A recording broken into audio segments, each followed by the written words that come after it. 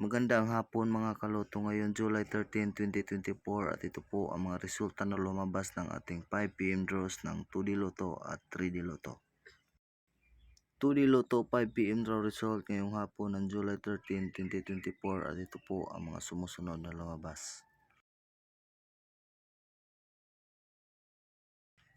3D Lotto 5pm draw result ngayong hapon ng July 13, 2024 at ito po ang mga sumusunod na lumabas.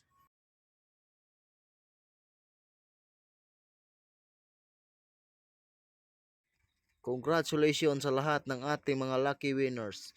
Kung gusto mong maging updated sa aking mga videos, paki-like and follow na lang. Thank you for watching. I love you all.